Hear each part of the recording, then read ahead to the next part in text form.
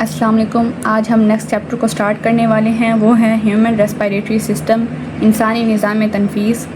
इस चैप्टर में हम सारे लॉन्ग क्वेश्चन को कंप्लीट करेंगे कि रेस्पिरेटरी सिस्टम है क्या, ब्रीथिंग और रेस्पिरेशन में क्या फ़र्क है, इसका सिस्टम की डेफिनेशन और पार्ट्स, फंक्शन, इसके बाद फ़्लो ऑफ एयर कैसे है, ब्रीथिंग का प्रोसेस कैसे होता है, इनहेल एक्सहेल का मेकनिज़म और डायफ्राम की इम्पोर्टेंस और इसके डिसऑर्डर, हम सारा इस चैप्टर में कवर करेंगे। आप मेरे चैनल को सब्सक्राइब करें लर्न विद मुक़द्दस, ताकि हम मज़ीद टॉपिक्स पे डिस्कशन कर सकें, उनको कवर कर सकें। अब फर्स्ट हम डिफरेंस देखते हैं between the breathing and respiration. Basically breathing और रेस्पिरेशन में क्या डिफरेंस है, हम लोग इसको थोड़ा सा शॉर्ट फॉर्म में देखते हैं। Breathing is the physical process of inhaling oxygen and exhaling carbon dioxide through the lungs. Breathing basically क्या है, एक फ़िज़िकल प्रोसेस है जिसके अंदर हम ऑक्सीजन को इनटेक करते हैं, इनहेल करते हैं मतलब, और कार्बन डाइऑक्साइड को एक्सहेल करते हैं।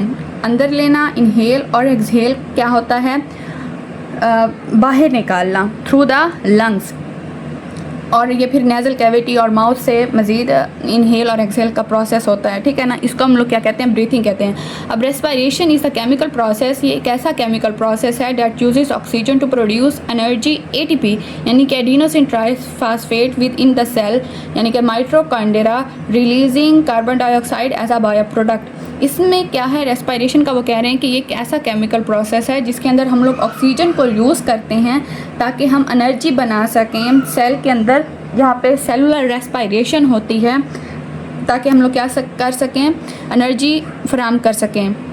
And releasing carbon dioxide as a by product, और कार्बन डाइऑक्साइड क्या होता है, बाय प्रोडक्ट के तौर पे रिलीज़ होता है, जिसको हम लोग फर्दर बॉडी से रिमूव कर देते हैं। अब बाय प्रोडक्ट क्या होता है, इसको हम सेकेंडरी प्रोडक्ट कहते हैं, जो कि रिज़ल्ट आता है in the manufacturing of primary product, यानी कि हमने प्राइमरी प्रोडक्ट जो बनाना है वो एनर्जी यानी कि एटीपी बनानी है, उसके साथ हमें जो सेकेंडरी प्रोडक्ट मिल रहा है उसको हम क्या कहते हैं, कार्बन डाइऑक्साइड या बाय प्रोडक्ट कह रहे हैं, ठीक है ना। अब ये तो हमने इन दोनों के दरमियान में डिफरेंस देख लिया। अब हम लोग देखते हैं कि ह्यूमन रेस्पिरेटरी सिस्टम की डेफिनेशन क्या है। Is a network of organ and tissues that enables the body to intake in oxygen and remove carbon dioxide.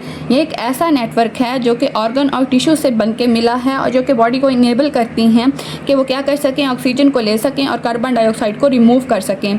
Oxygen is essential for the cellular respiration occurring in the mitochondria, जिसको हम लोग energy house भी बोलते हैं, ठीक है ना।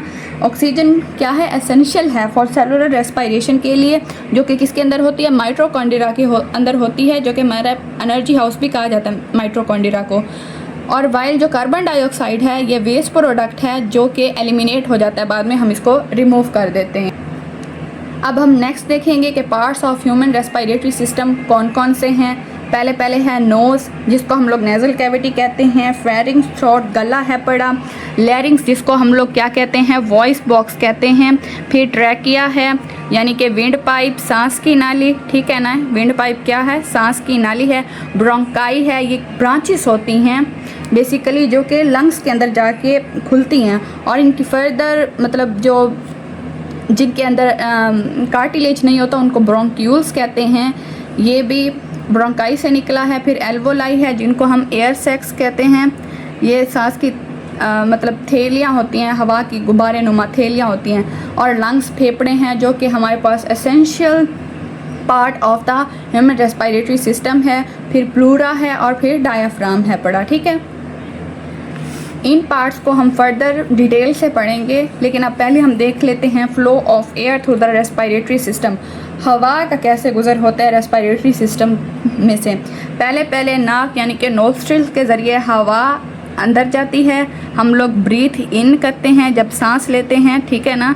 Breathe इन जब सांस लेते हैं तो हमारे अंदर क्या जाती है, हवा फिर जब हम नेज़ल कैविटी से ये किस में आ जाती है, फेरिंग्स यानी कि गले में, ठीक है ना। फिर यहाँ से पास होती हुई लैरिंग्स में आती है, जहाँ पे इसकी प्राइमरी जो होती है हम लोग प्राइमरी क्लीनिंग हो जाती है हवा की, ठीक है ना। ये वार्म भी हो जाती है और इसमें जो आलूदगी होती है हवा में वो भी रिमूव हो जाती है। फिर ये क्या आ जाती है ट्रैकिया में, जहाँ पे मुकम्मल तौर पे हवा जो है वो क्लीन हो चुकी होती है। फिर ये लेफ़्ट और राइट ब्रोंक्यूल्स यानी कि फेफड़ों की तरफ चली जाती है और फिर ये ब्रोंक्यूल से एल्वोलाई में आती है और एल्वोलाई से इसकी अब्जॉर्प्शन होती है ऑक्सीजन की फ्रॉम एयर। हवा में से जो है ऑक्सीजन को एल्वोलाई एब्जॉर्ब कर लेती है, फिर उसकी डिफ्यूजन हो जाती है इनटू द ब्लड स्ट्रीम यानी कि खून की नालियों में, जिनको कैपिलरीज कहते हैं। ये ब्लड कैपिलरीज में फर्दर क्या हो जाती हैं, चली जाती हैं, ठीक है। ये तो हमने देख लिया flow of air to the respiratory system, ठीक है।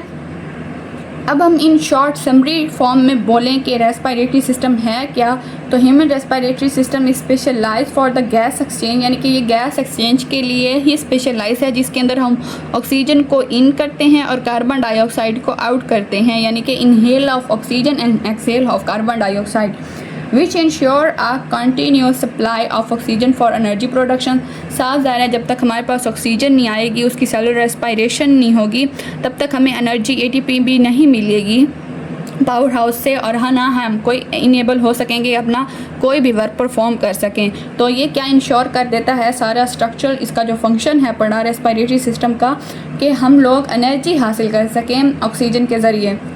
And removal of carbon dioxide to maintain normal body function, और कार्बन डाइऑक्साइड का भी रिमूवल उतना ही ज़रूरी है जितना कि इनहेल ऑफ ऑक्सीजन का है।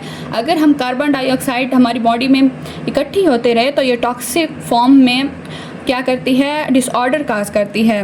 ये पीएच ऑफ ब्लड को क्या कर देती है, पीएच जो है ना ब्लड की, उसको क्या कर देती है, इनबैलेंस कर देती है, जिसकी वजह से क्या होती है रेस्पिरेटरी डिसऑर्डर जैसे कि अस्थमा या दूसरी कई किस्म की बीमारियां जो है ना सांस की, वो होना शुरू हो जाती हैं, ठीक है ना। तो एक्सहेल ऑफ कार्बन डाइऑक्साइड भी उतना ही एसेंशियल है जितना कि इनहेल ऑफ ऑक्सीजन इम्पॉर्टेंट है, ठीक है। कल हम इसके फर्दर पार्ट्स को डिटेल से पढ़ेंगे। वीडियो को लाइक करें, शेयर करें और कमेंट करें।